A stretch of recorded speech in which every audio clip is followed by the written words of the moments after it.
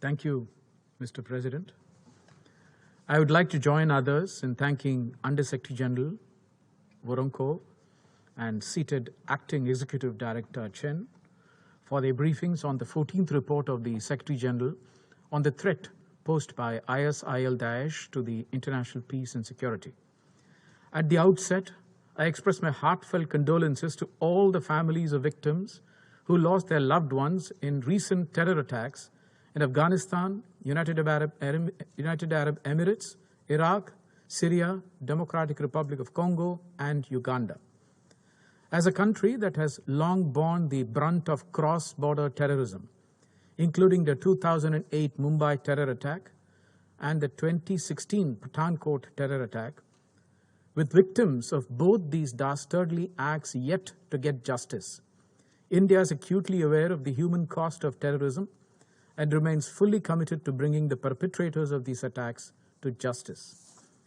We reiterate our firm belief that terrorism in one part of the world is a threat to peace and security of the entire world. And therefore, while condemning these attacks, our response should be unified and unequivocal. We should not forget the fact that even after 20 years of September 11 attacks, we have leaders who, without any remorse, continue to defend Osama bin Laden as a martyr. Mr. President, the current report of Secretary General raises serious concerns of ISIL's continued attempts to revive itself in its core zone, as well as expanding and strengthening its affiliates in several countries of Asia and Africa. This is a matter of grave concern. We have been highlighting consistently the threat of terrorism in our neighborhood.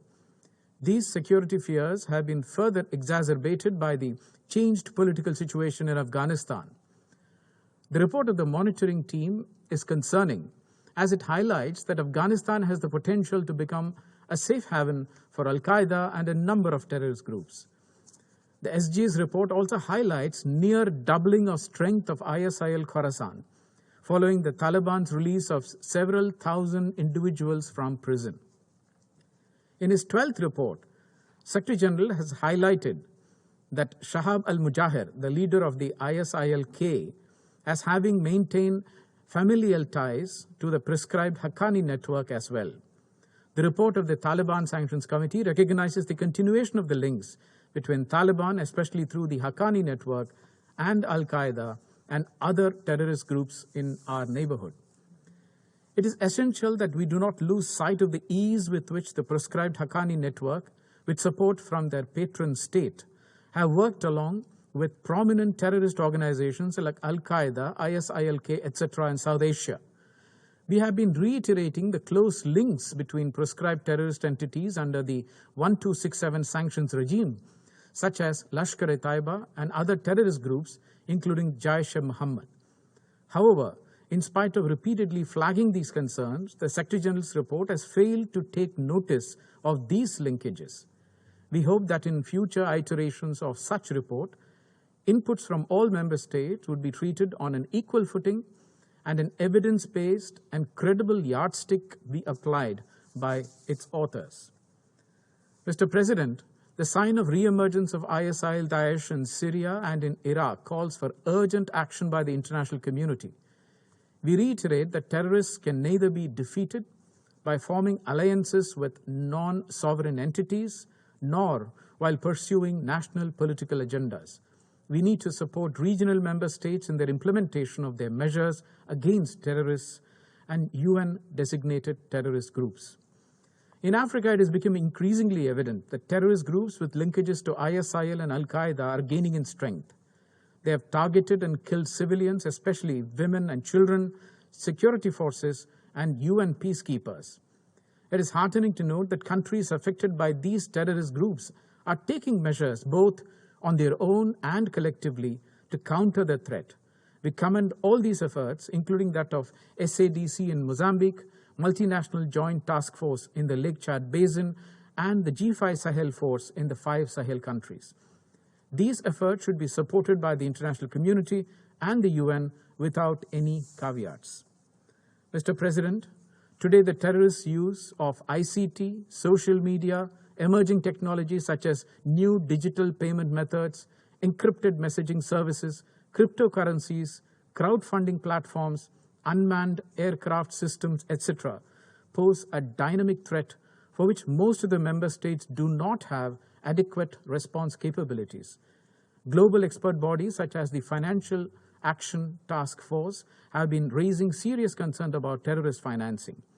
We have recently witnessed terror attacks through drones in our neighborhood and now in the United Arab Emirates and Saudi Arabia, which have been condemned strongly by the Security Council.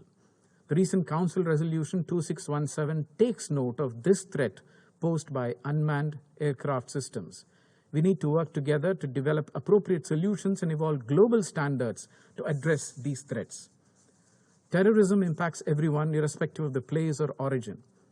Unfortunately, it took us decades and then September 11 attacks to come out of a flawed mindset of treating terrorism based on motivations behind terror attacks. Here I would like to mention that the Security Council Resolution 1566 of 2004 notes that terrorist acts are under no circumstances justifiable by considerations of a political, philosophical, ideological, racial, ethnic, religious, or other similar nature.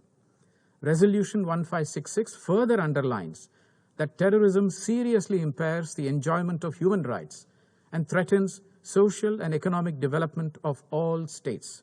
It is essential that we keep this in mind as we look to further strengthen our counter-terror architecture. Mr. President, in conclusion, I'd like to reiterate India's External Affairs Minister Dr. Jaishankar's 8-point action plan in this council. 1. Summon the political will. Don't justify terrorism. Don't glorify terrorists. 2. No double standards. Terrorists are terrorists. No good or bad distinction to be made. 3. Don't place blocks and holds on listing requests without reason. 4. Discourage exclusivist thinking against false priorities. 5.